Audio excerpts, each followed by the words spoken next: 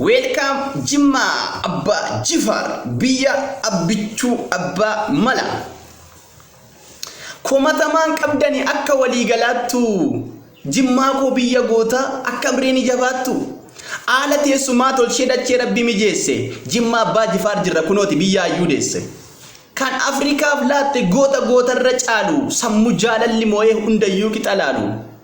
eenyutum beeku laata dhalataa biyya Jimmaa gooticha abbaa malaa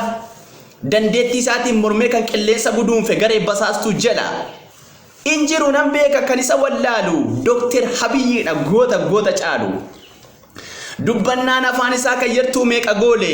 goota dirree waraanaa adeemee diina lole Jimmaan biyya beekaati sanuu kan goota jabaa nuuf jiraadhaa Jimmaa ko Afrikaa sin qaba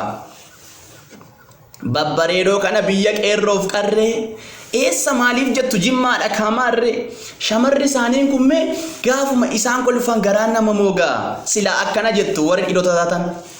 ishee bareedduu kana utuun fuudhee maal ta'a kabajju amantii ishii qabeenyummaa ishii naalle ogeettii safuu beektu ol jettee kan sillaalle naannoo dargaggoo danuu kabajaa eenyummaasaa kan dammarra mi'aawu dhaggeeffattee aasaasa eenyu Jimmaa wallaale lammii Itoophiyaa ta'e biyya nama kabaju barcuma gubbaa ka'e Jimmaan biyya hayyuuti ampuulii biyyoolessaa hedduudha ni beekamu gootoliin Jimmaa keessa alhamdulillah jedhee biyya waliif gammadu uummata karaa nagaa bilisummaa barbaadu uummata lapheedha kan uumaa isaa sodaatu lammii isaara darbee ormayyuu kan jaallatu ubataa sammuu jabaa addunyaaf kan gumaache Itoophiyaaf kan goota diina maraache waa'een Jimmaa Abbaa Jifaariif sameen goolabamu irraan deebi'a malee ni beektu namni kamuu oomishtuu sammuu goota Jimmaa biyya Abbaa Gadaa kan jedhe kan inaalle kan hin cabsine waada Jimmaan biyya Gadaati kan uummanni saamishaa kan jaalalaan jiraatu bunaaf jimaa oomisha nan beeka ya Jimmaa ko garaan keessan tokkodha ormadda sininiru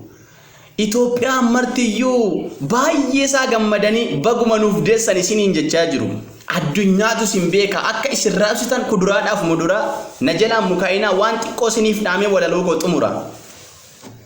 kan wallaale barsiisaa beekaadhaaf bakka laadhaa hanga lubbuun jirtanitti uumaa keessan sodaadhaa isa dide gorsaati sirna gadaan adabaa isa maanurraa kaasuuf rabbiyyuu karaa qaba geggeessaa gaarii horuun ammayyuu itti fufu bulchiinsa gaarii malee omtuu bu'aan hin dhufu jabaadhaa wal jabeessaa hadhayyeessaa fi siyaadaa ayyuun uummataaf kaatu jajjabina barbaada isa karaarra jiru aamilee ittoraatoo fuulduratti jabeessaa fuulduratti tokkummaaniif jaalalli akkasiin itti fufnaan biyyi sichuu guddatti dhaamsi koo kanumaadha hojiitti naaf jijjiira omaaf yaaddeeyna Itoophiyaaf rabbi tokkichi jira galatooma like share godha YouTube ko subscribe godha warri gubachaa jirtan waa'ee Jimmaan dubbadhu keessi keessan hollate ganaan iyyoo jedha waa'ee Jimmaa bareechee viidiyoo kwaalitiidhaan kanatu guddate like share comment liqimsuun sunis ittuma fufa liqimsama